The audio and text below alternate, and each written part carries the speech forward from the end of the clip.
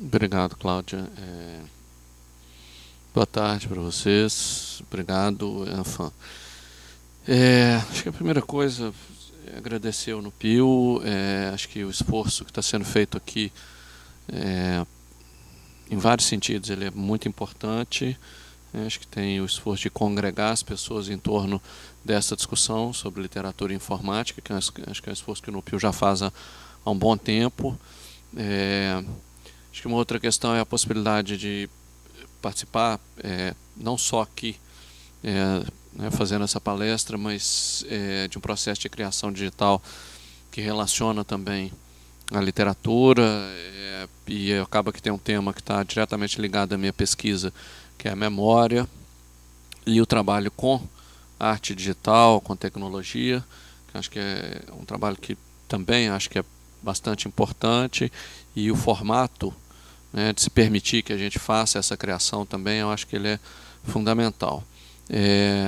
Bom, o meu objeto aqui de discussão para hoje é um objeto de discussão com o qual eu já venho trabalhando há um tempo na Federal de Minas Gerais. Ele está aí relacionado, eu estou tentando entender um pouco poéticas da memória. Eu estou aí em busca de entender um pouco a criação desses lugares imaginários. E algumas perguntas, elas, eu tenho usado elas, de certo modo, para me provocar a pensar essas questões. Otávio, se você quiser passar o próximo slide aí, que vai ter... Eles vão trazer algumas dessas perguntas. Obviamente, algumas dessas perguntas, elas são, vamos dizer, elas não têm uma resposta específica, ou talvez elas já estejam respondidas de uma determinada maneira, e eu tenho feito elas justamente para tentar entender como é que eu posso me aproximar da memória a partir de outros lugares, principalmente pensando dois conceitos, não vou chamar de conceitos, mas vou chamar de termos aí, pensando a ideia de invenção e descoberta para criar memórias, e pensando também o uso de metadados para poder brincar com a ideia de invenção e de memória. Então essa é uma primeira pergunta, se a memória precisa de um lugar fixo para se estabelecer, e aí eu estou pensando muito a partir da ideia de memória cultural, e o conceito de memória cultural ele tem uma ligação, eu acho, aí na minha interpretação, bastante forte com a ideia de memória coletiva, que está lá no Roboax, e depois você tem uma série de outros autores aí que vão discutir essa formulação do Roboax. Então essa é uma primeira, pode passar para uma segunda. Não, se der um page down aí, ele vai também. Você tá, isso, mais uma. E aí é uma brincadeira, né? Então, se ela precisa de um lugar fixo, eu estou aí também, de novo, numa brincadeira, pensando esses lugares fixos, num primeiro momento como arquivos, e depois pensando em arquivos digitais, o quanto eles são fixos ou não. Mais uma, por favor. Que é um pouco pensar que tipo de arquivos. Isso aqui é um fragmento, acho que daí, não sei, acho que não dá para ver. É um fragmento do livro da Frida, Diário Íntimo, da Frida Kahlo, né? Então aí foi uma pequena brincadeira só com vamos dizer, esses modos aí de existência da memória, né? Obviamente, eu acho que tem algumas questões aí que acho que precisam ser demarcadas.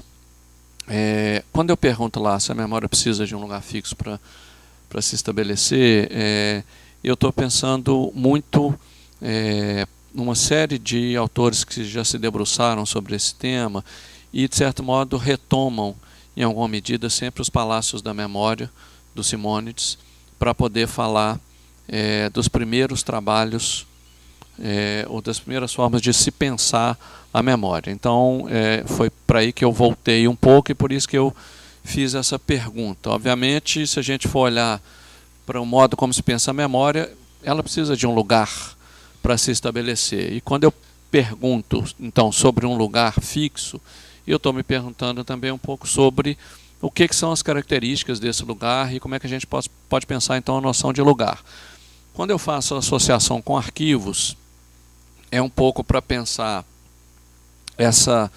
tanto a lógica de estabilizar a memória, quanto o que os arquivos têm de arbitrário à medida em que a gente constitui algum rastro como um arquivo, ou seja, na medida em que a gente reconhece um rastro qualquer de um acontecimento como arquivo, a gente, de certo modo, está produzindo uma autoridade ou está autorizando esse rastro a ser algo que é capaz de dizer sobre aquele acontecimento.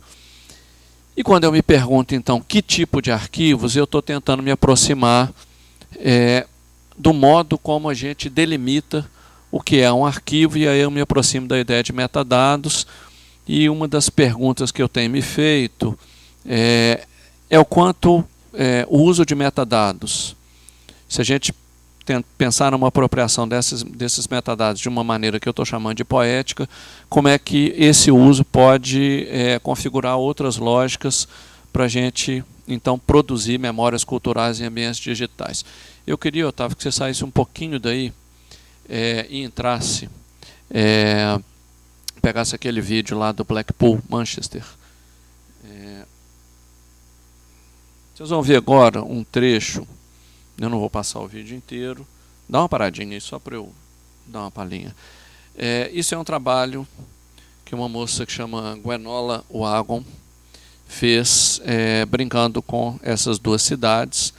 Ela foi convidada para fazer uma palestra nessas cidades, e antes de ir até esses lugares, ela buscou informações na web sobre esses dois lugares.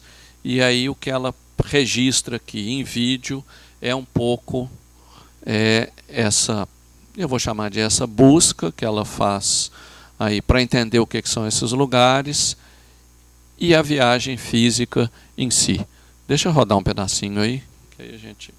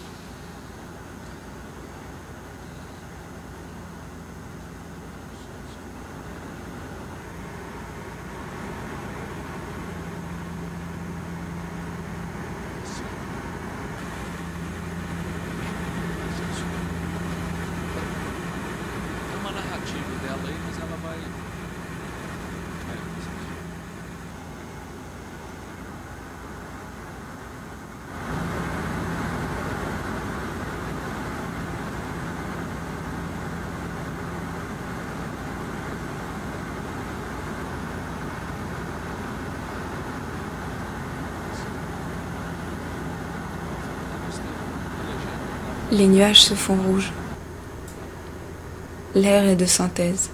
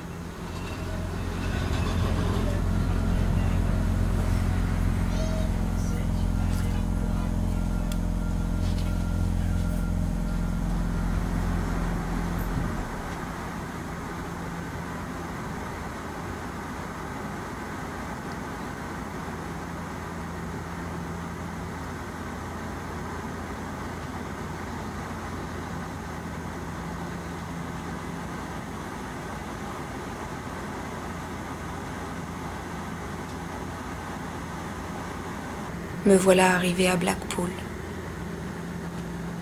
Blackpool.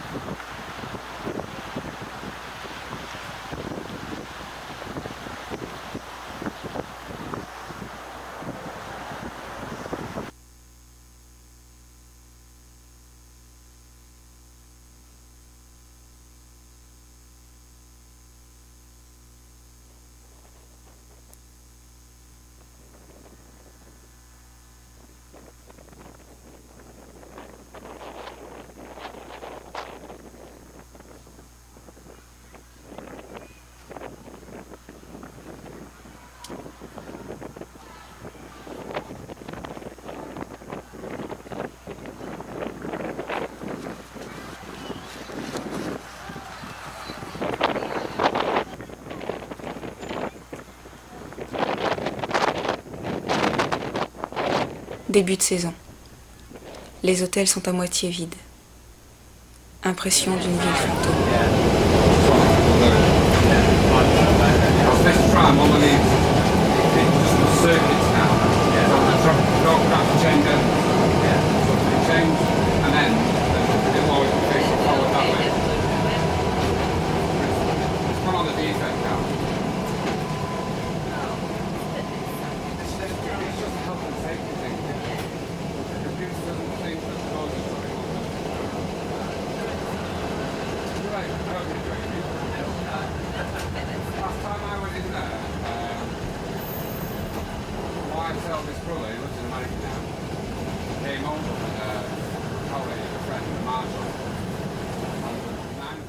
Comme si demain tout allait disparaître. Façade décorée, bière, bulle, lente ivresse.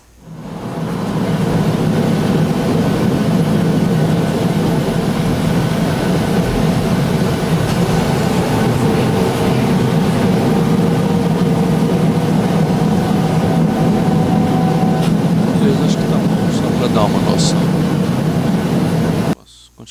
Bom, a ideia aí, assim, eu passei rapidinho, vocês viram aí o vídeo é um pouco maior. O que ela faz é brincar com essa ideia de um díptico, né? Ela faz primeiro a viagem por ambientes da rede, ela busca aí coletar informações sobre esses lugares e depois ela faz um vídeo da experiência dela lá e brinca um pouco com essa dupla interferência, né? Tanto do vídeo que ela faz no local ser organizado pela viagem que ela fez anteriormente, pela web, buscando uma série de informações, quanto o contrário, né? Em alguns momentos ela organiza ou reorganiza essa viagem virtual a partir dos lugares que ela investigou lá fisicamente.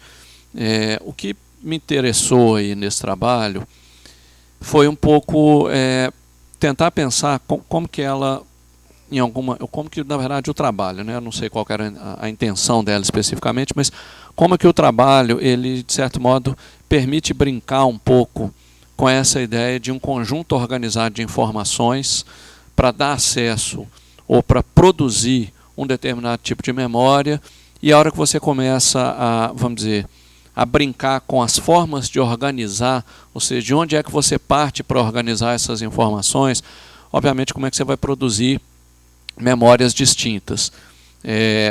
Eu não precisaria de tecnologia para fazer isso, né?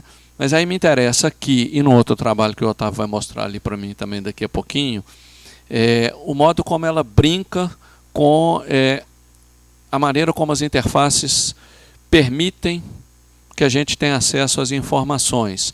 Eu estou tentando entender, então, o que eu posso chamar de metadados aí dentro e como que esses metadados, então, de certo modo, vão fazer um pouco o papel, que é um papel de produzir arquivos.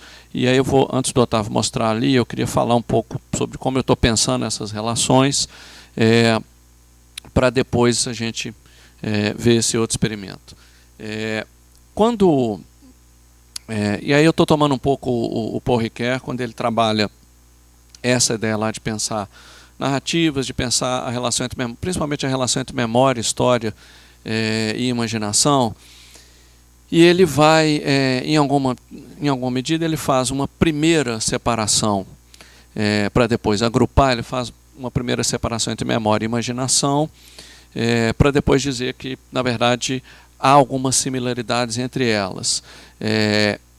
Eu queria deixar primeiro essa separação, e ele vai dizer lá que a memória, ou aquilo que a gente chamaria de lembrança, seria algo que diz respeito a alguma coisa que aconteceu, mas que efetivamente aconteceu, ainda que esteja ausente.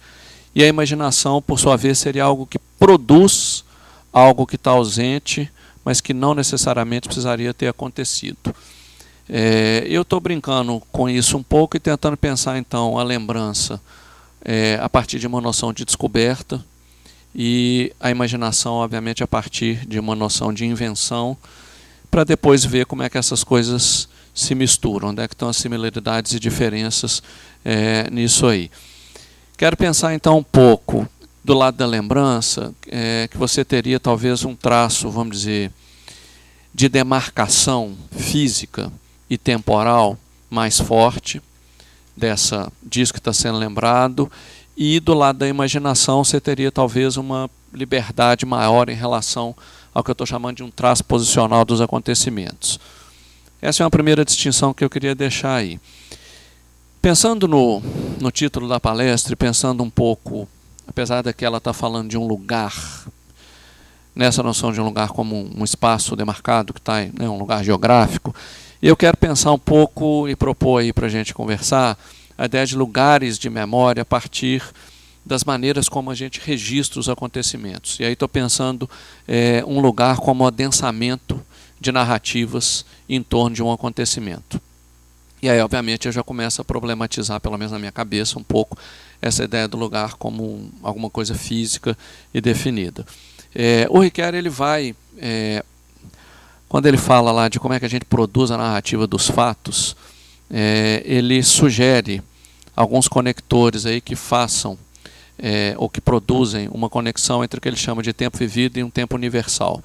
Um tempo universal que seria o tempo cósmico, esse tempo que independe da nossa narrativa sobre ele, e um tempo vivido que seria o que ele vai chamar ali de um tempo humano, a possibilidade da gente se apropriar do tempo e contar sobre o tempo. E ele vai dizer então que você pode pensar em alguns conectores para fazer essa mediação. Eu estou pegando 3 aí que me interessam e que eu acho que tem uma relação boa também com a criação digital que a gente está fazendo aqui ao longo dessas 2 semanas.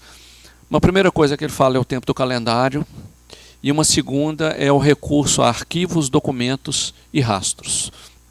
O que ele chama lá de tempo do calendário é algo que permite então que a gente se situe num tempo crônico.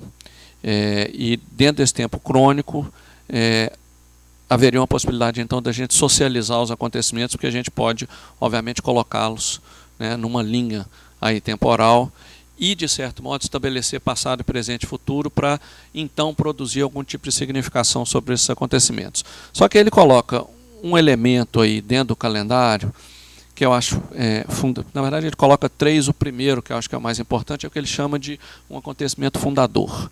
A gente elege dentro de um tempo qualquer, de uma estrutura, você elegeria um acontecimento fundador, ou o que ele chama de um ponto zero do cômputo. Isso estabeleceria uma noção de calendário. A partir do acontecimento fundador, então, eu consigo percorrer o eixo de referência desse acontecimento. E pensando, então, que eu tenho um passado em relação a esse acontecimento fundador e um futuro em relação a esse acontecimento fundador. E eu poderia, então, eleger, a partir dessa lógica, unidades de medida temporal aí. Então, eu penso nesse acontecimento fundador como aquilo que a gente chamaria de um acontecimento original. Só que aí, eu estou querendo então, e aí já problematizando, pensar um pouco que não é só um acontecimento que é de fato singular por si só, ou pelo momento em que ele ocorreu, mas ele é resultado de uma enunciação da singularidade desse acontecimento. Ou seja, a gente efetivamente, em alguma medida, cria um acontecimento fundador. E eu estou querendo entender um pouco se dá para a gente pensar, em alguma medida, que, dependendo do modo como a gente trabalha as interfaces, elas seriam capazes de produzir acontecimentos fundadores, ou pelo menos sugerir acontecimentos fundadores, a partir dos quais, então, a gente começa a perceber o que seria esse tempo do calendário. E aí, obviamente, eu estou pensando também que esse acontecimento fundador, se eu estou chamando ele de uma enunciação de uma singularidade de um acontecimento, eu estou pensando nisso como uma ação narrativa. Uma tentativa já de eu me situar em relação a esse tempo e começar, então, a produzir marcas temporais e, obviamente, estabelecer aí passados, presentes e futuros. Com isso tudo, eu estou dizendo em alguma medida também que eu já tenho uma certa, vamos dizer, um certo dinamismo em relação a essa fixação de um tempo zero, porque principalmente quando eu pulo para interfaces que permitem um dinamismo maior, eu poderia começar a brincar com esse acontecimento fundador numa velocidade diferente. Antes de ir lá, eu queria pensar um pouco por que eu estou chamando o acontecimento fundador de uma enunciação de uma singularidade?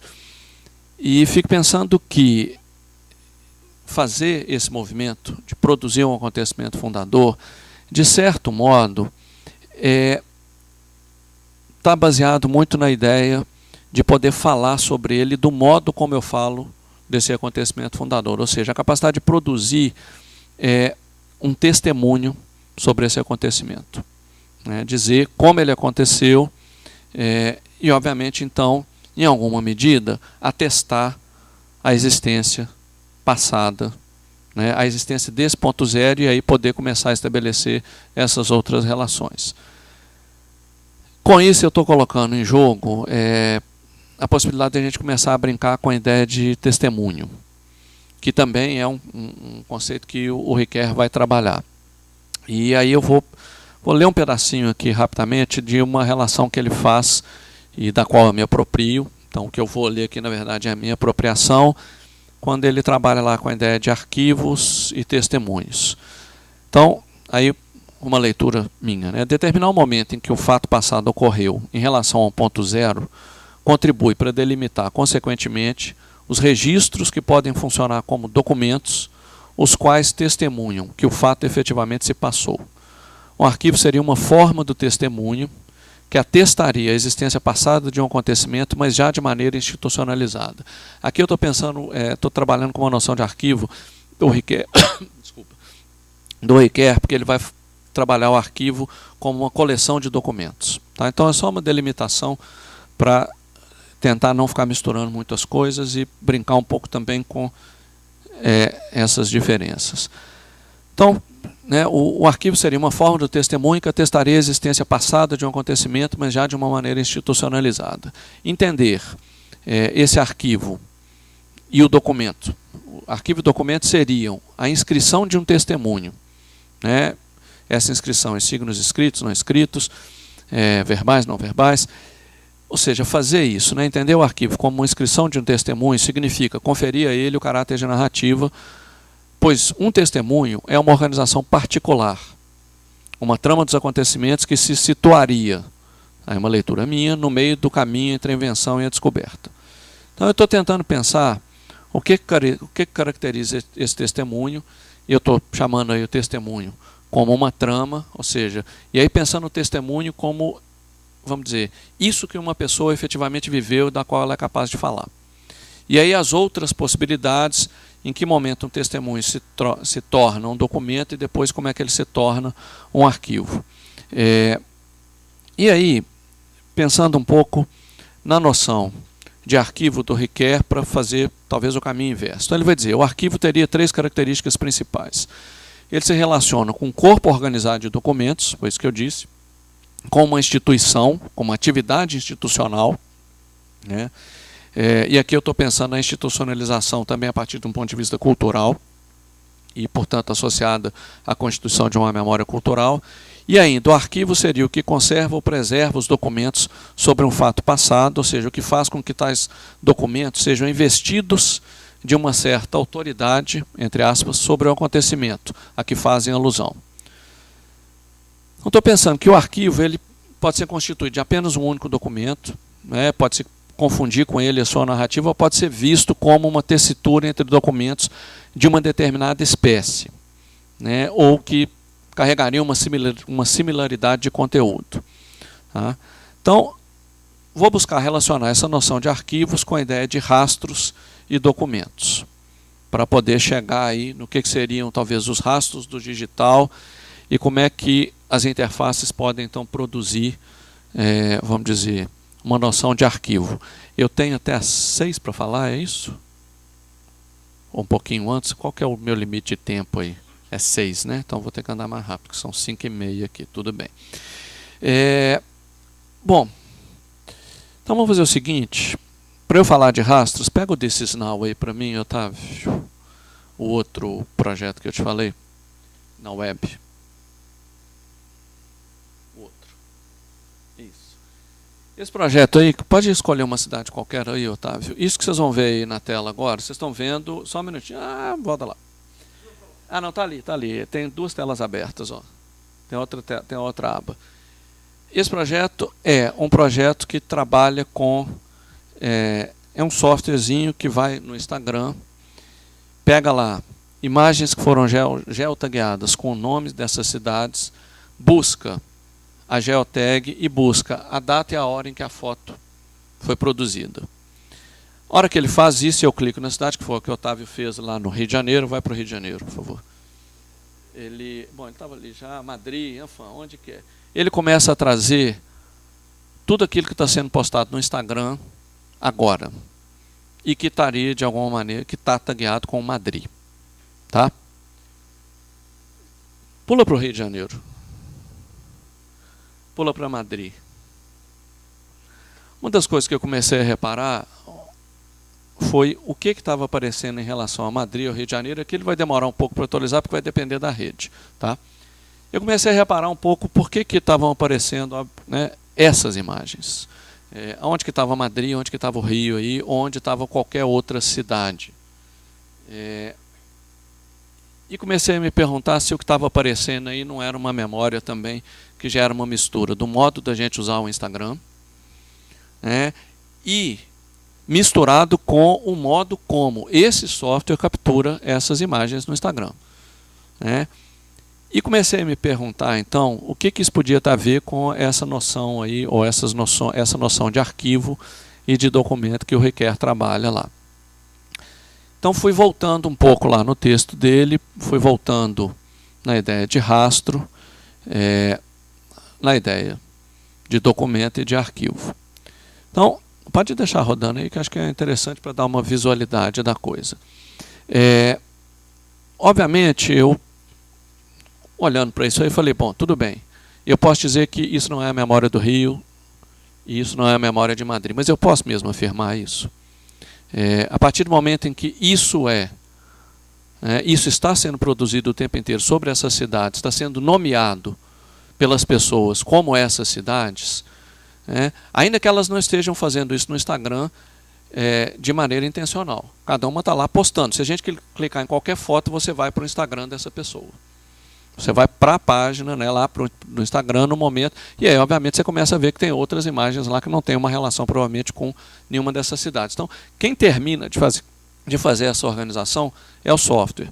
Então eu comecei a olhar para essas fotos como rastros, pensando nessa ideia de um rastro lá como uma marca de que algo se passou, ou de que algo passou por algum lugar, bem como a ação que produziu essa marca, esse vestígio.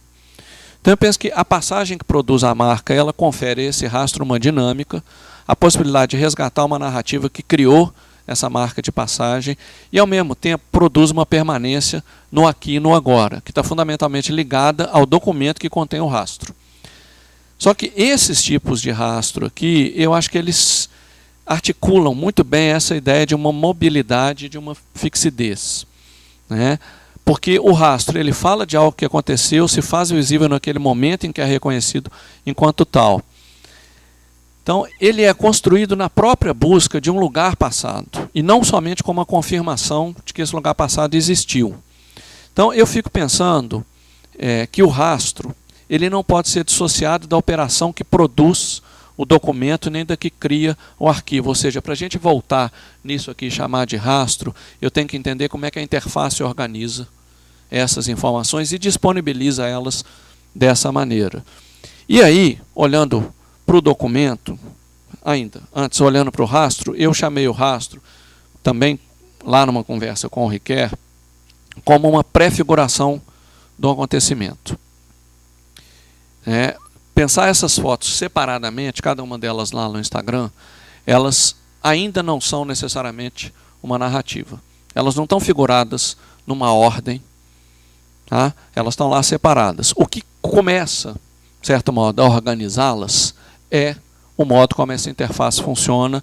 E aí eu estou, então, tentando fazer uma associação com o Riquer, quando ele diz lá de como é que, dentro de um conjunto de dados, ele fala da função do movimento do historiador. Como é que um historiador, então, define o que seriam arquivos e documentos sobre um fato qualquer. Ele vai dizer que um historiador, então, quando ele se dirige a um arquivo, a um conjunto de fatos que estão registrados em alguma interface, para ele definir o que seriam os documentos ali que autorizam a dizer sobre aquele fato, ele faria uma pergunta a esse conjunto, né? E a partir dessa pergunta ele seleciona então o que ele acha que é mais relevante, o que ele acha que é menos relevante, e a partir daí criaria então esse arquivo, ou seja, esse conjunto de documentos autorizados para dizer então daquele fato, para dizer, olha, esse fato se passou dessa maneira, né?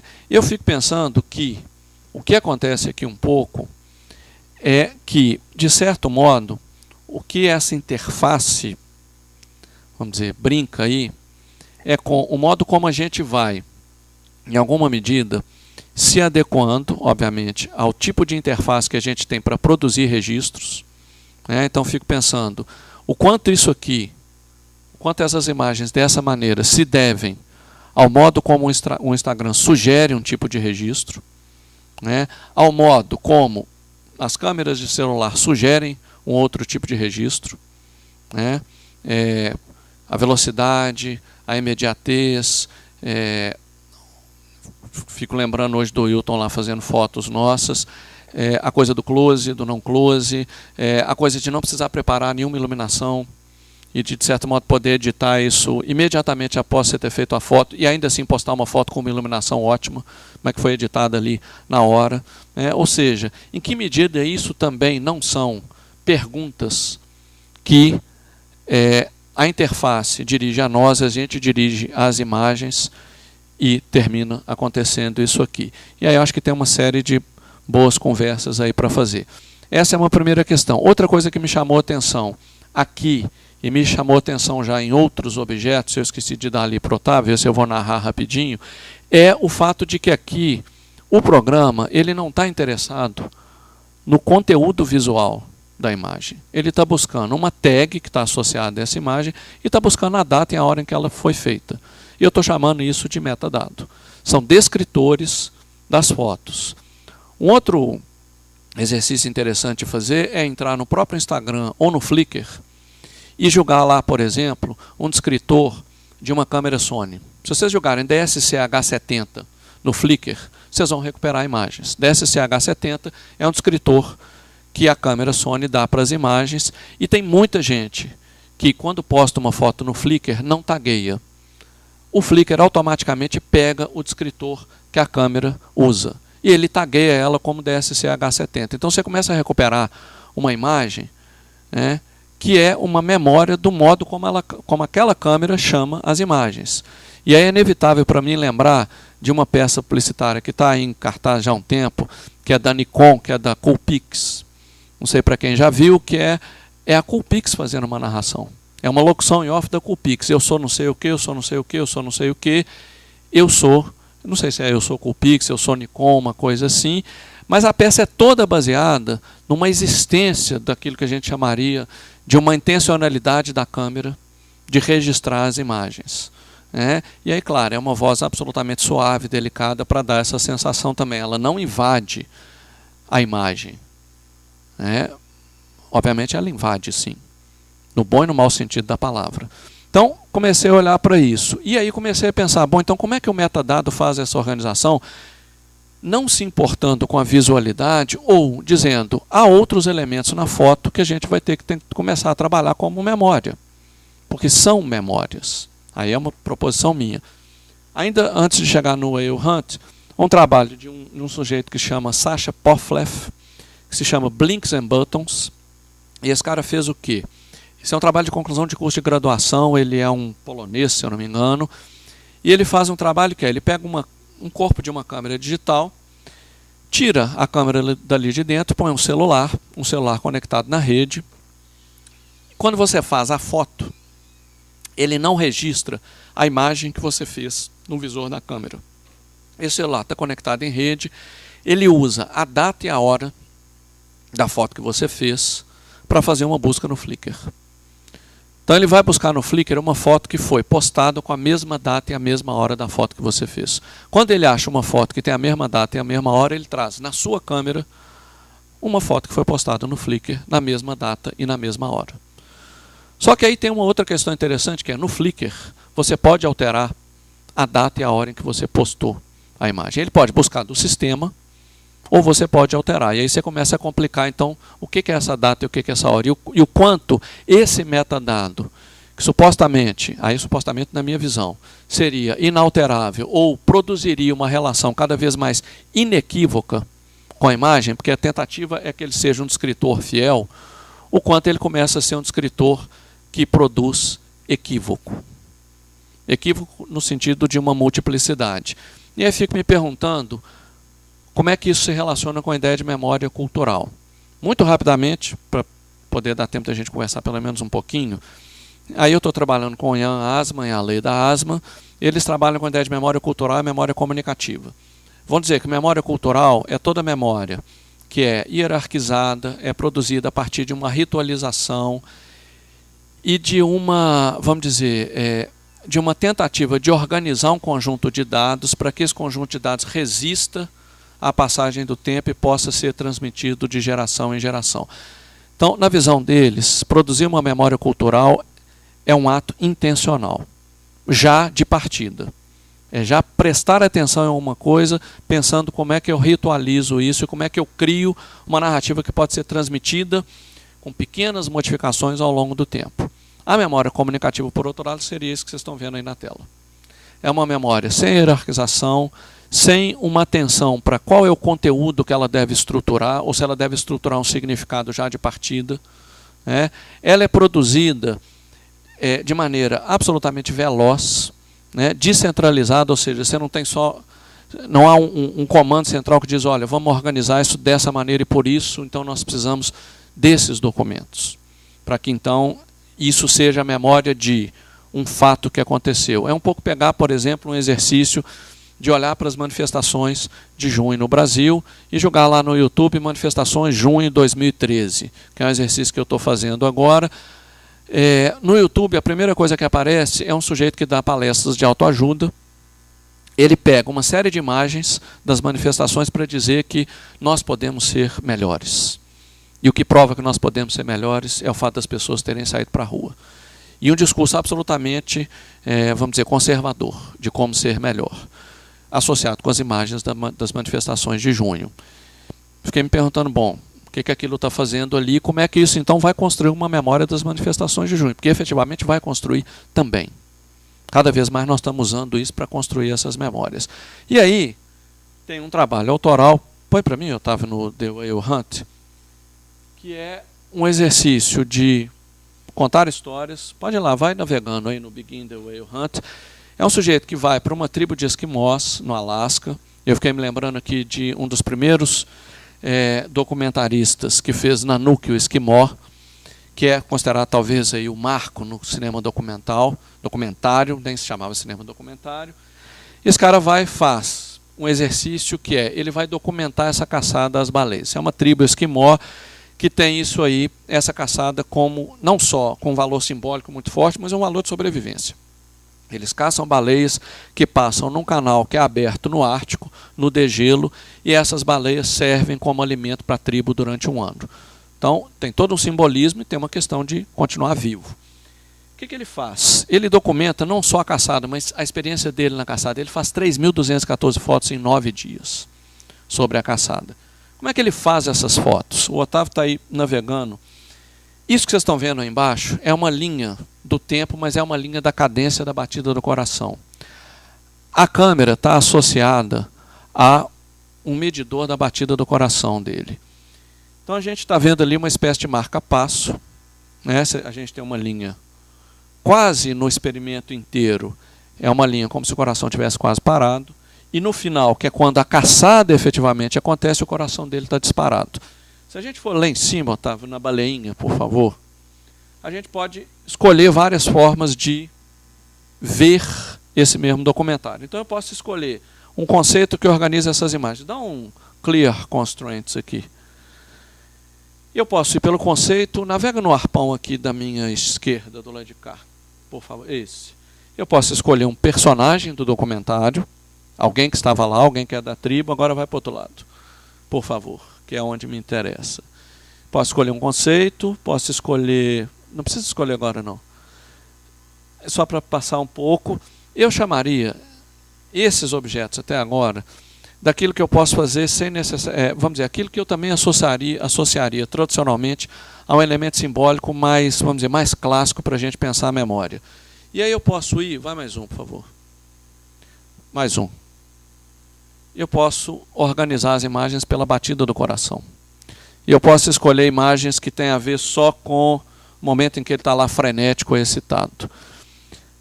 E aí quando a gente... Clica aí no Frantic. Vai lá no OK para a gente ver as imagens. Eu vou ter desde imagens do esquartejamento. Põe mais aqui no meio, Otávio. Aí, por aí. Ali naquele... Sabe o momento onde tem um outro pico ali?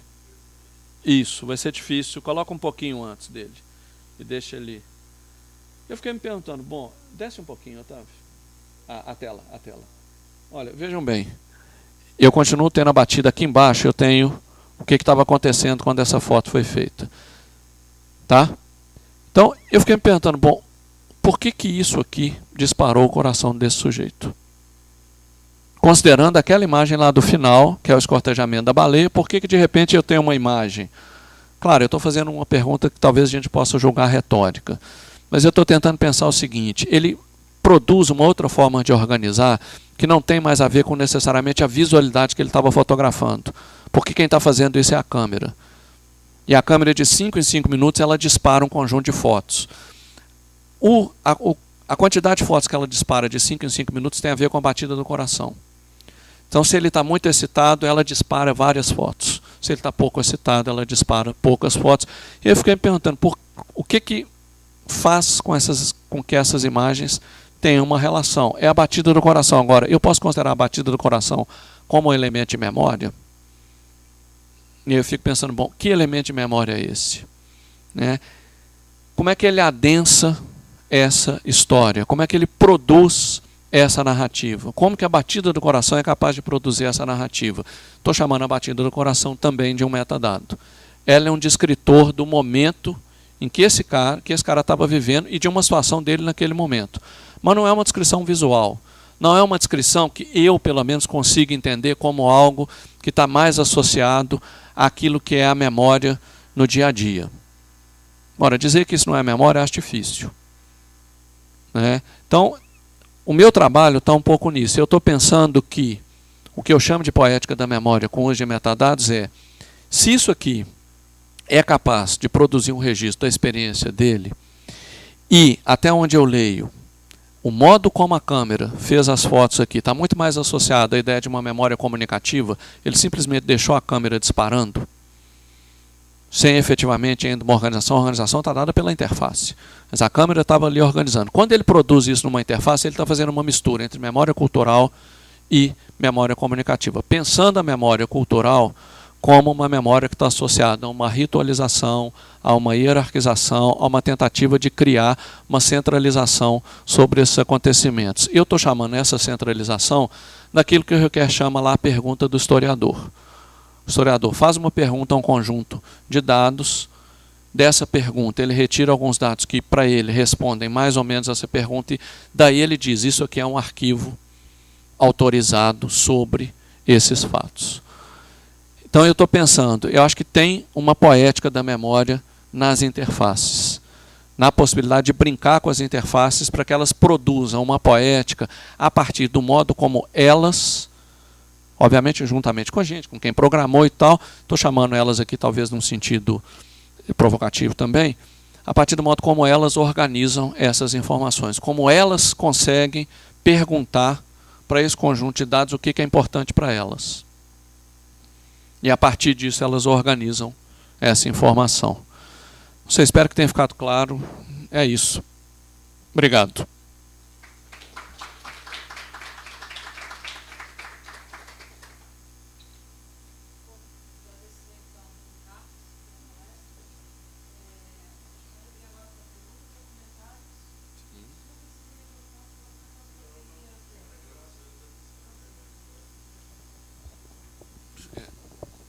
Deixa eu ir para baixo, então. Fica embaixo, não fica uma correria. Alguém quer fazer uma questão, um comentário? Se quiserem se levantar, também pode. Obrigado.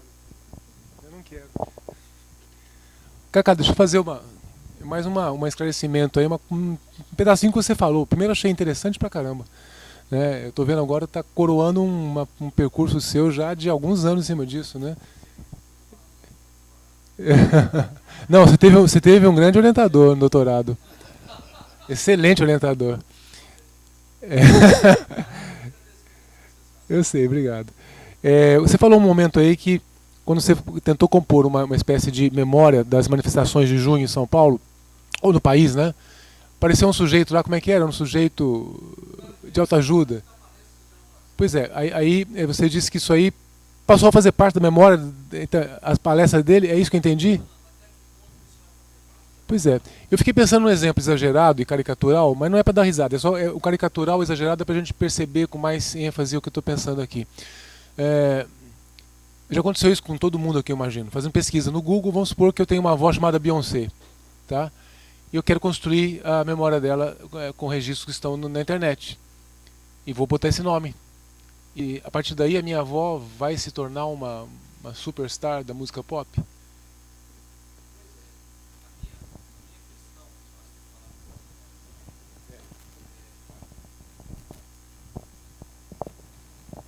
Aí, pensando na ideia de invenção e descoberta, a minha questão é, sim, talvez corra o risco da sua avó estar misturada com aquilo ali.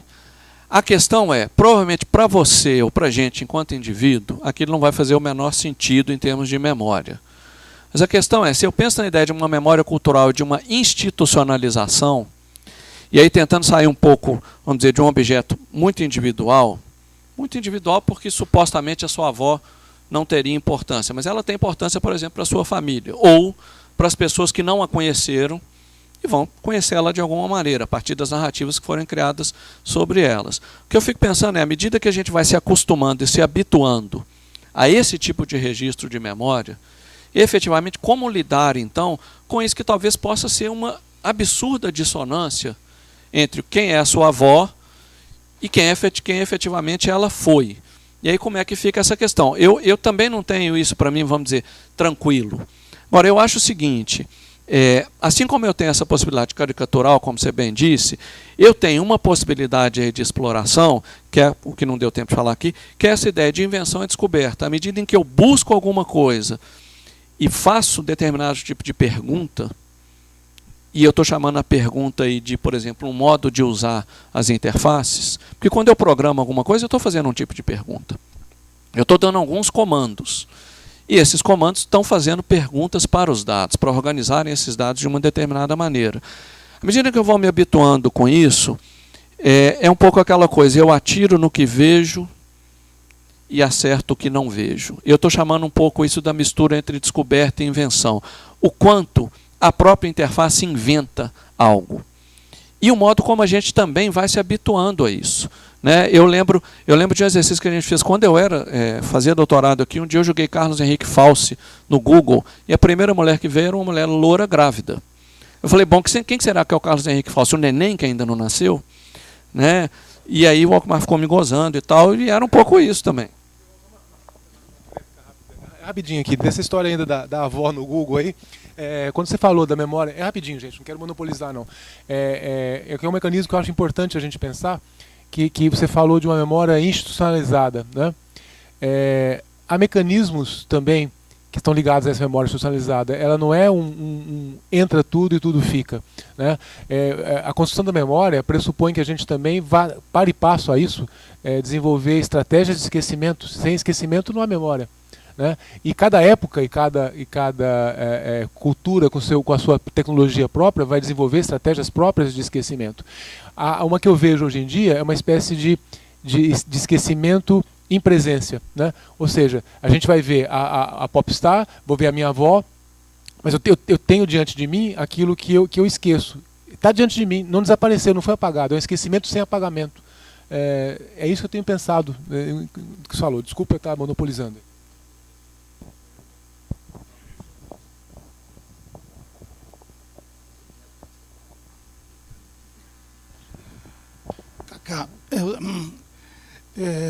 Eu acabei de fazer um trabalho lá na França, do Cherche le Test, que chama Take It, que é pegá-lo, né? Então eu abasteci um arquivo de mais de 120 vídeos que eu fui fazendo, pequenos, e alguns endereços de internet. E conforme a frequência do som que eu tocava, ele pegava esse arquivo e ia editando automaticamente, sem eu editar nada. Não editei absolutamente nada. Tá aí no YouTube. Fiquei feliz, achei legal, um trabalho interessante e tal. Mas o que a gente não pode esquecer, vendo o teu trabalho, que por sinal muito legal, depois eu quero o endereço desse negócio aí da baleia,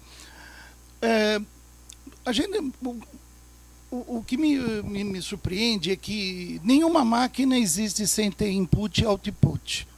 O problema é que nós somos aculturados mesmo, porque por problema tecnológico, por falta de tecnologia, que achando que esse input pode ser só cognitivo, humano. E não é. Né? Quer dizer, no momento que eu tenho lá um vídeo, vocês podem ir lá no YouTube e, poxa, o Hilton editou isso aí maravilhoso. Não, eu não editei nada, é o som que editou. Né?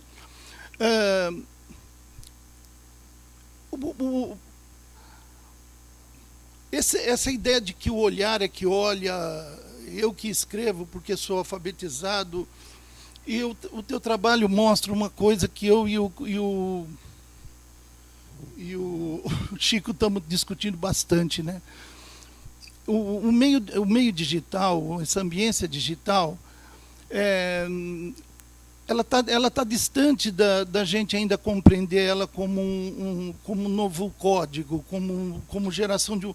Porque esses signos sempre foram se transformando e gerando signos, mas esses signos sempre foram metáforas dele mesmo, por impossibilidade tecnológica, né? Porque você fez uma pergunta que eu acho maravilhosa. Será que é o coração que passou a ser historiador? Né? E é interessante, porque quem fez o registro lá foi abatido no coração, mas esse input poderia ser qualquer coisa. Eu poderia colocar um Arduino na baleia e vai que ela não sofre quando está tomando porrada e não... Você entendeu? Isso.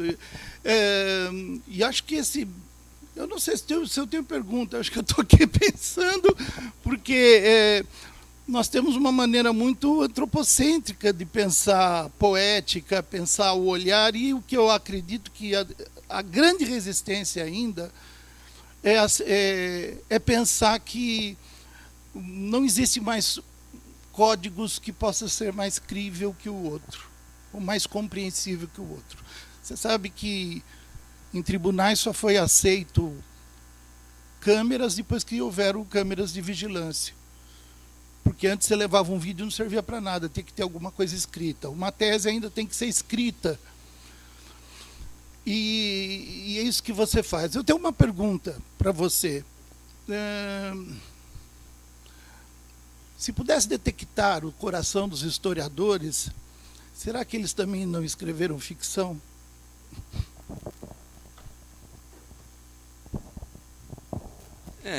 Sim, acho que claro que eles escreveram ficção. O que não desautoriza em absoluto que eles escreveram, né?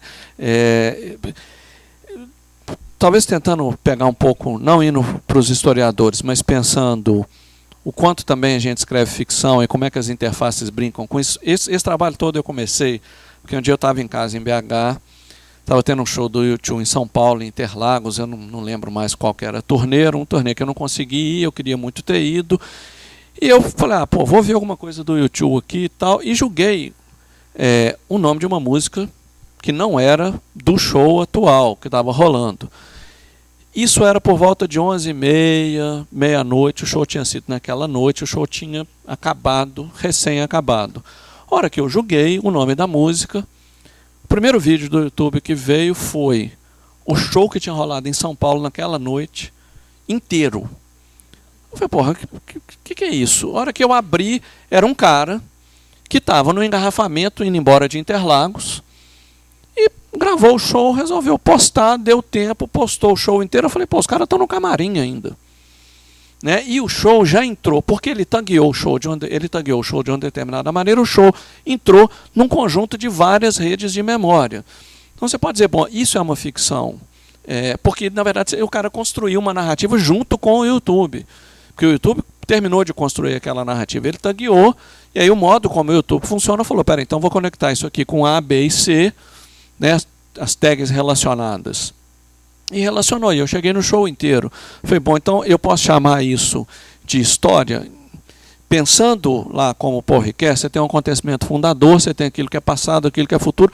Acho que sim, agora, é uma cola muito próxima entre isso que a gente chamaria do acontecimento no momento em que ele acontece e o acontecimento no momento em que eu já chamo ele de passado. Não vou chamar ele de história mais, mas de passado, né? E aí, nesse sentido, acho que problematiza os dois campos, e aí sou devedor aqui do Ricoeur. O Ricoeur está problematizando tanto a ficção quanto a história, né? Lá na Memória e no História e Esquecimento e no Tempo e Narrativa, principalmente lá no tomo 3, ele vai dizer exatamente disso. O quanto a ficção auxilia a história a se tornar a história e o quanto a história pode auxiliar a ficção, né? Então, acho que sim, concordo.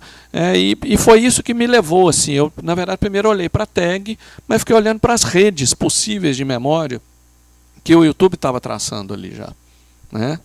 Afã.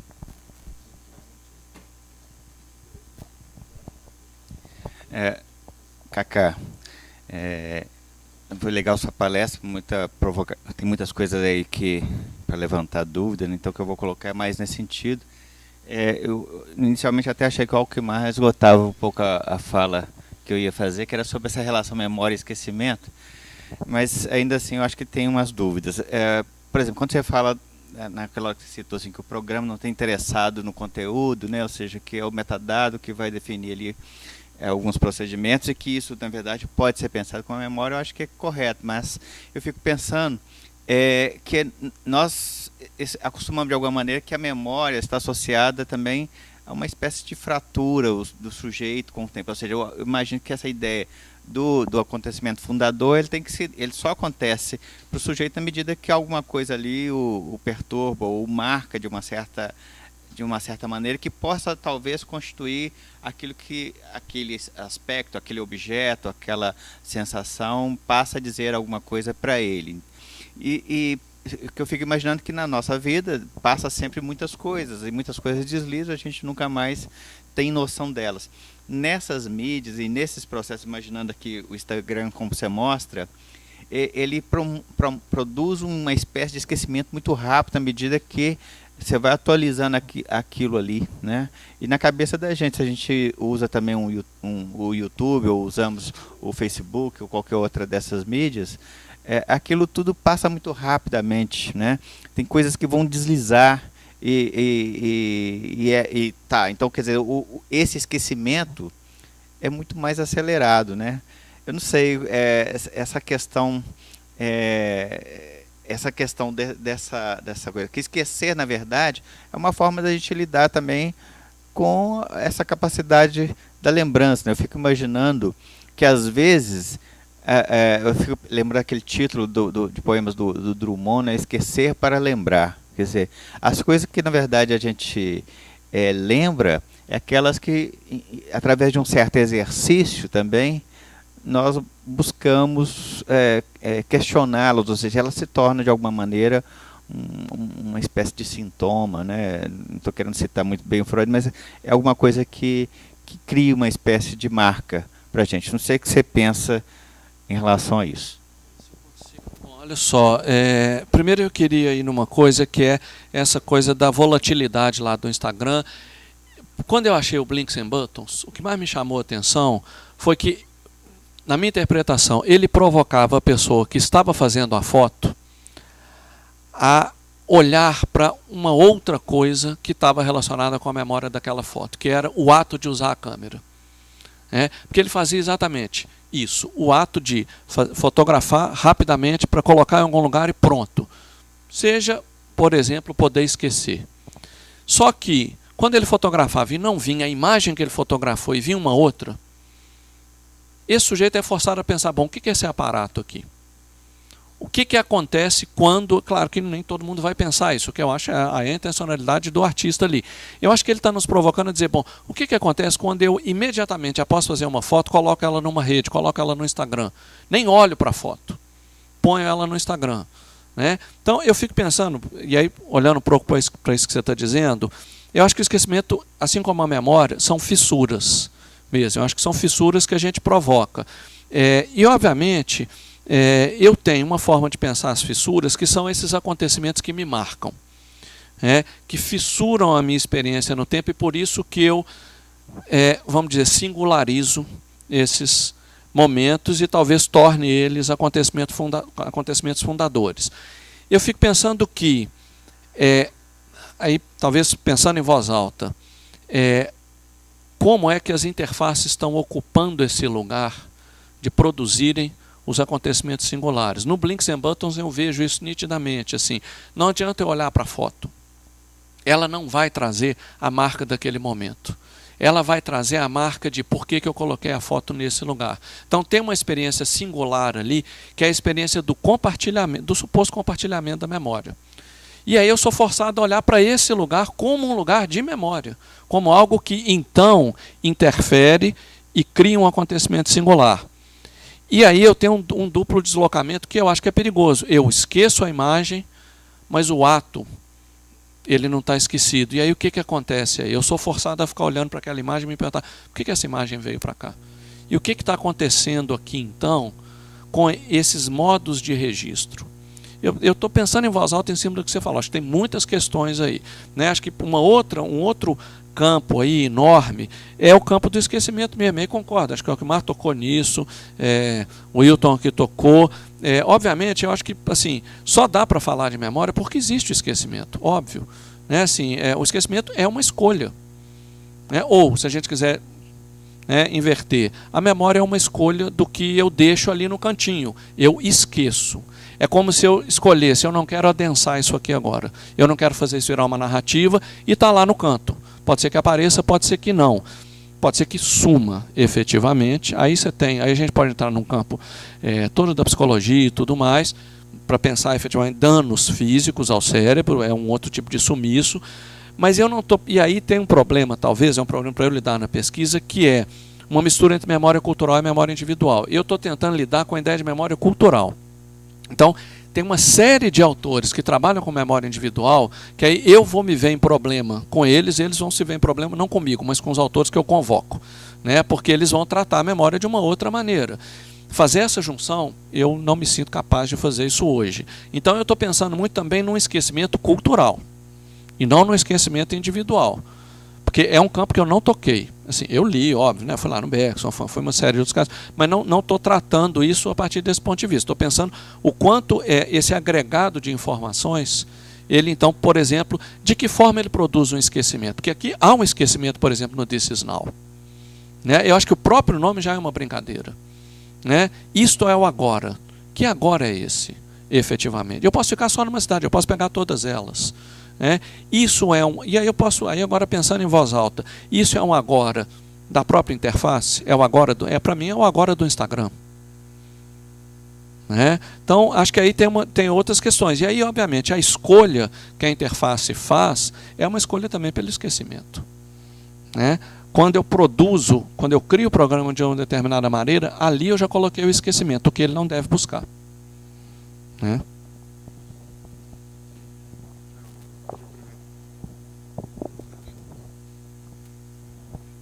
Olha, Carlos, você deixa a gente com dificuldades, tá? No mínimo dificuldades.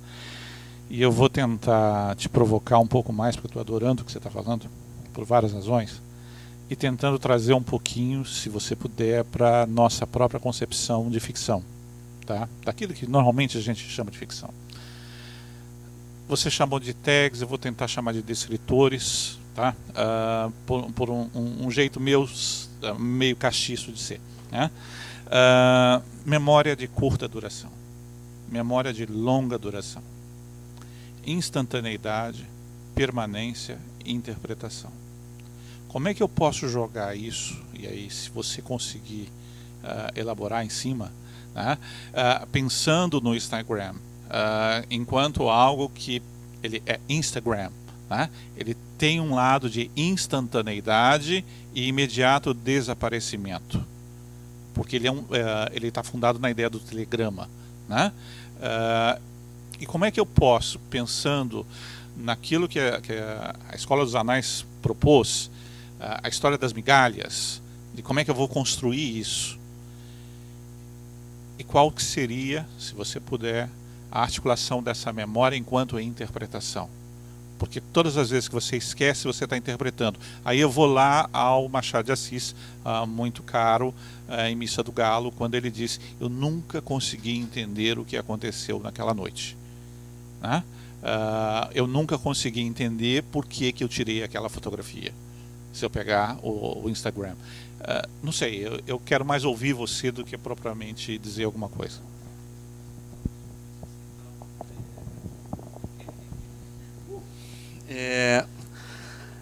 Bom, eu vou entrar então, talvez pelos descritores. Acho o termo absolutamente apropriado. Vou associar os descritores com a ideia de metadados. Vou trazer o Manovich. Posso trazer vários outros, porque ele vem na minha cabeça aqui agora. Ele fala uma coisa que eu acho muito interessante do metadado, que o metadado ele tanto descreve o dado, quanto ele descreve o comportamento daquele dado para o computador, ou o modo como o computador deve se comportar em relação àquele dado. O modo como o computador deve se comportar em relação àquele dado seria a interpretação.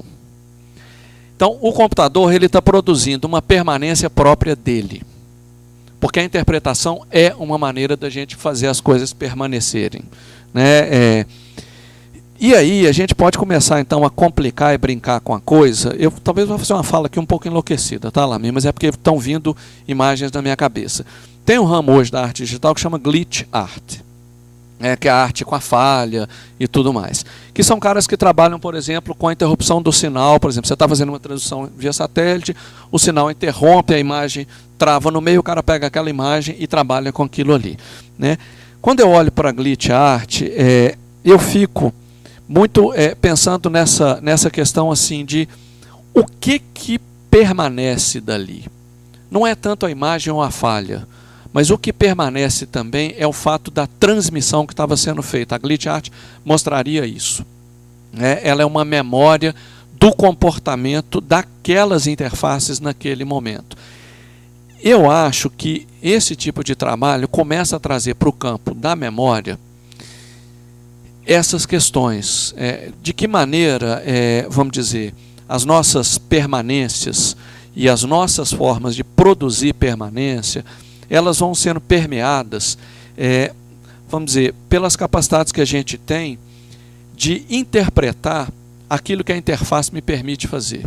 Tentando associar com por que eu fiz essa foto, por que eu fiz aquela foto naquela noite, arriscaria uma pergunta assim, absolutamente, sei lá, que talvez desmereça toda a questão, mas fico pensando na minha filha, que já não é novinha, tem 22 anos, mas talvez pensando lá num sobrinho que tem 8.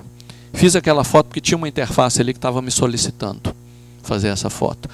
Eu acho que cada vez mais a gente vai sendo tomado não no sentido do Frankenstein, nada disso, mas entrando numa relação em que muitas vezes a possibilidade de fazer a foto, a possibilidade de produzir aquilo enquanto memória, tem a ver com a capacidade que aquela interface tem de interpretar um acontecimento. Eu estou indo um pouco para fora da sua pergunta, eu sinto aqui falando, porque eu acho que a sua pergunta também, como você mesmo disse, tem coisas aqui para pensar a noite inteira.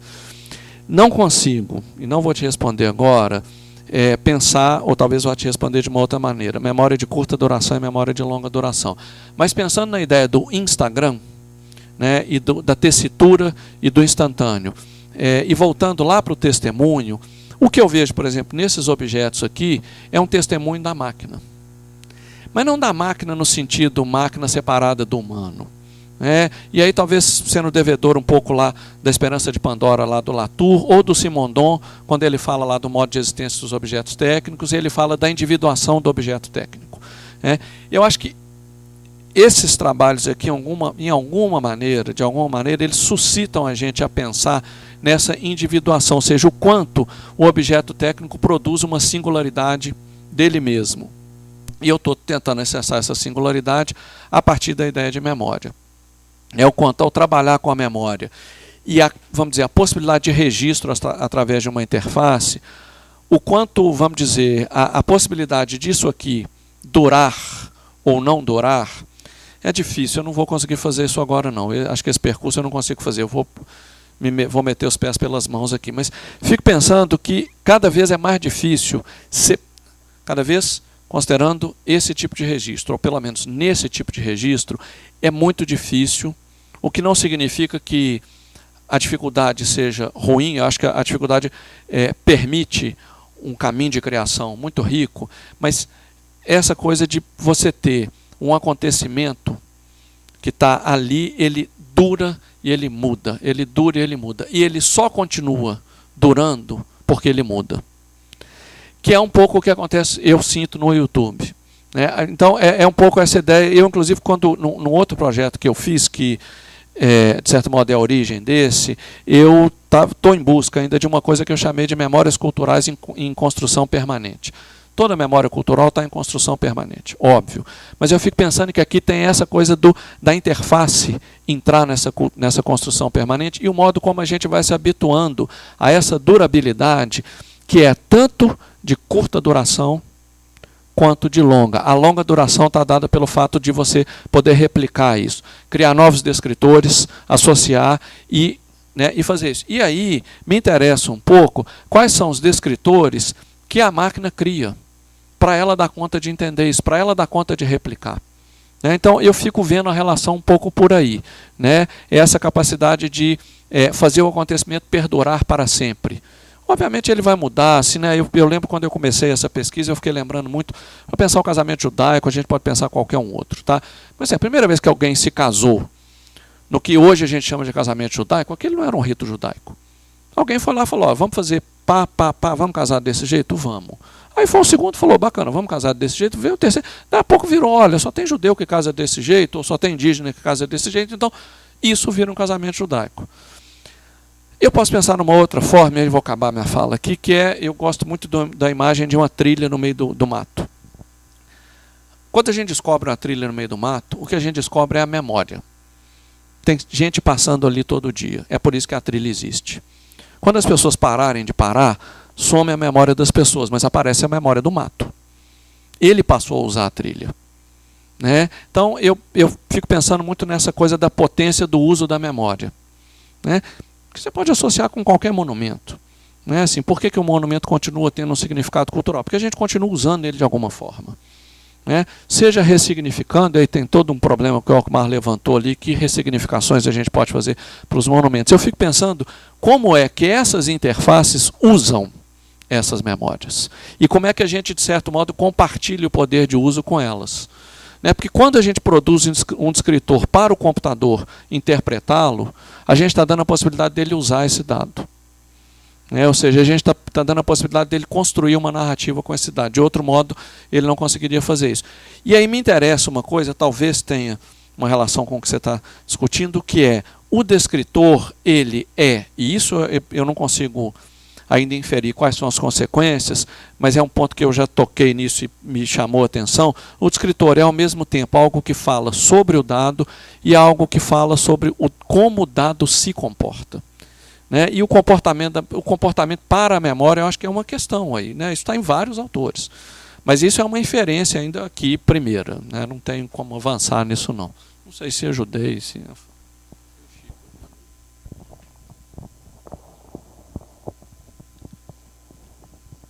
Cacá, a gente compartilha muito dessas coisas, a gente tem muita memória em comum, muita trilha em comum, Agora, eu acho que um ponto bacana que você tocou aí, que você me mostrou, e que eu acho que também vamos dizer assim, uma espécie de fio da meada para a gente começar a enxergar melhor o processo de produção da arte, de processo de significação, que é entender a emoção. Esse registro da emoção do sujeito ao tirar fotografia, esse monitoramento do batimento cardíaco, é um indicativo assim, fantástico. Porque, por exemplo, uma câmera vai olhar para onde a gente tem atenção. A atenção é disparada por um processo de emoção. Então, a nossa seleção toda né? Quer dizer, as nossas escolhas, os nossos acúmulos de memória, na raiz está a emoção. Se a gente começar a tentar entender a emoção, esse processo, né, de produção de emoção numa ponta e na outra, né, e coletivamente, acho que a gente começa a entender melhor, né, o que diabos é fazer arte ou né, tá no mundo, né, ter um propósito no mundo. Porque hoje a gente fala muito sobre, mas a gente não tem mecanismos, maquinário teórico, né, ou tecnológico para entender a emoção. A gente está engatinhando, né? Por exemplo, o trabalho da Rosilane lá, de computação emotiva, né? Acho que é um outro ponto também super interessante para a gente entender como é que esses processos se dão. Na hora que eu vi a fotografia e vi um número de corações debaixo da fotografia, aquilo me impactou muito mais. Pelo fato de ter impactado o sujeito, né, há um reforço aí. Exatamente, E a gente ainda pode, quer dizer, um batimento cardíaco é um dos elementos que a gente tem para ver como o nosso estado interno, né, olhar para dentro. Quer dizer, ele pode dizer que você pode estar excitado, você pode estar com medo, né, você pode ter tido um susto, né?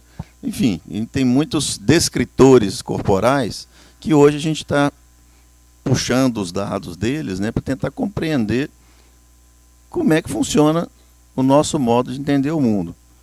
Condutividade da pele, dilatação da pupila, monitoramento neural, expressão facial, modo de andar. Tem uma série de coisas que a gente consegue extrair dados, né, dados internos nossos, né, a partir de uma observação do nosso corpo. Então, o nosso corpo traz aí também essa, não vou dizer memória, mas está diretamente atachado, anexado, né, a ideia de produção de memória. Quer dizer, alguma coisa nos emociona, então aquilo que está relacionado com aquela emoção certamente vai merecer nossa atenção. Merecer nossa atenção significa botar uma tagzinha lá, né? Um descritor. Que diabo de descritor emocional que a gente poderia começar a classificar, né? Eu fico pensando nisso. Eu fico pensando como é que, por exemplo, quando você lê um livro, né, ou vê um vídeo, e isso vem acompanhado, se você pudesse sentir o que o cara sentiu na hora que fez o vídeo, que montou, que editou, ou que escreveu, né? Isso modificaria radicalmente a nossa maneira de ler. Né? É a ideia da camisa que a gente está fazendo lá, de você vestir as experiências das outras pessoas. Não vou pôr ali para rodar, mas vou falar. Tem um trabalho que chama Heart Chamber Orchestra. Os caras fizeram o quê? São 12 músicos, uma orquestra tradicional, mas obviamente com 12 não é uma orquestra tradicional. Tem uma série de coisas que estão reduzidas ali. Não tem sopro, né, não tem metais e tal. Cada um deles entra no palco com um medidor da batida do coração. Você tem um laptop na frente de cada um deles. Eles começam a executar a própria batida do coração. Então, o coração está batendo, isso está indo para um software, está voltando, e isso produz uma partitura tradicional, com notas e tudo mais. Obviamente, a música que sai, em alguns momentos ela a gente, sei lá, poderia chamar de atonal, dodecafônica, em alguns momentos tem linhas melódicas mais tradicionais, mas eu acho que esse trabalho, para mim, mostra um pouco essa coisa de uma dupla fissura. Quando a gente fala, bom, eu posso mapear meus estados emocionais, um pouco aquilo que o Wilton falou, eu vou falar uma coisa óbvia aqui, né? O melhor de tudo é que eu não vou chegar neles, né? Porque eu estou traduzindo. Né? Por mais que eu esteja traduzindo o coração, e por mais que eu chegue lá numa medida que talvez supostamente seja inequívoca, né? A batida do coração é inequívoca. O que a interface faz é dizer, não, ela é equívoca. Há uma equivocidade ali na batida do coração. Eu posso estar absolutamente excitado, por exemplo, como esse cara tem uma hora que ele está vestindo a roupa. Né? Aparentemente a roupa lá de caçar. Ele está excitado, para mim ele não está. O coração dele está batendo de um jeito que eu não consigo reconhecer e o software reconhece de uma outra maneira e produz uma outra imagem. Então, o que eu acho potente aí é pensar que essa fissura se estabelece tanto para eu pensar nesses casos, o próprio corpo, quanto para pensar o corpo técnico do lado de lá. É um pouco o que o Latour fala lá quando ele fala de coletivos humanos e não humanos, né? E ele fala dessa questão da gente delegar ao objeto algumas coisas. Quando você delega o objeto algumas coisas, não dá para dizer mais que é o objeto que fez aquilo ou que você fez aquilo porque você estava com o objeto. É um terceiro que faz a coisa. Ele dá um exemplo clássico lá na coisa das armas, né? A Associação de Rifles norte-americana diz que as armas não matam ninguém, as pessoas é que matam, e os defensores né, de uma outra postura dizem que não, na verdade, quem mata as pessoas é o fato de você ter uma arma, e o Latour vai dizer não. O que mata é o homem com a arma. São as duas coisas, você não poderia separar. Não tem como separar, porque é um terceiro que faz isso, né? Porque você criou ali um coletivo de humanos e não humanos, que é o que o Wilton estava falando aqui, da nossa incapacidade, talvez, de compreender o que a máquina está fazendo ali, né? Então, o que eu acho interessante nesses processos, eu acho assim, acho que eles estão chegando lá. Talvez a gente ainda não consiga, por exemplo, olhar para um This Is Now e dizer, pô, aqui tem uma fissura no modo como o Instagram faz as coisas. Mas para mim ali está proposta uma fissura. Porque eu sou forçado a olhar para o Instagram e falar, peraí, que agora é esse? Que Rio de Janeiro é esse? Ou seja, o que essa máquina está produzindo ali? E talvez melhorando a pergunta, o que eu estou produzindo junto com ela? Para respeitar lá da onde eu estou tentando vir, que é lá do Latour. Não é, a máquina não está produzindo, eu não estou produzindo. Eu estou produzindo junto com ela. Eu sou um coletivo ali usando aquela interface, né? Então, eu acho que isso é diferente também de uma simbiose. Não tem uma simbiose nessa história, né? Eu acho que sempre vai haver uma fissura. E eu acho que talvez o procedimento poético seja esse lugar de produzir as fissuras, né? O que nós vamos fazer com elas? Nós vamos cair nelas? Se nós não vamos? Nós vamos continuar considerando que o passeio esburacado é só um problema para andar, quando na verdade o passeio esburacado é um problema político de muito mais longo alcance, né, de pensar como é que a gente habita o espaço urbano. Por que eu já andei aqui em Floripa, perto dos ingleses, num lugar que não cabia nem o poste. Mas tinha a guia do passeio, tinha os paralelepípedos. Eu fiquei pensando, falei, gente, o que é isso aqui? Assim? Tinha uma guia, tinha um negócio que devia ser igual esse fio aqui, ó, e a guia estava aqui. Então era um negócio assim, a gente ficou tentando pisar na guia, não conseguia. Nós falamos, bom, que passeio é esse, né? Quem passeia por aqui? Eu acho que é um pouco por aí. E aquilo ali é esse coletivo de humano e não humano, porque você delega àqueles paralelepípedos uma determinada demarcação. Demarcar, ali é a rua e passa carro, aqui não é a rua, passa outro tipo de coisa. Literalmente outro tipo de coisa. Porque aquilo que a gente chama de humano não passa ali, mas obviamente o humano também está problematizado nessa conversa, né? Mas eu estou fazendo reflexões aqui um pouco, vamos dizer, talvez mais... Não vou chamar de lúdicas, não, porque eu vou diminuir o lúdico, é uma sacanagem. Mas talvez um pouco, vamos dizer, acho que um pouco perigosas, porque eu não estou conseguindo voltar lá nos conceitos e tudo mais, né? Eu acho que essas questões todas a gente tem que tratar com muito cuidado, assim, né? Não sei, tem... A conversa está boa, mas temos que encerrar. Então, amanhã, novamente, às 5 horas... com Henrique Nuesch, não sei se pronunciei corretamente, né?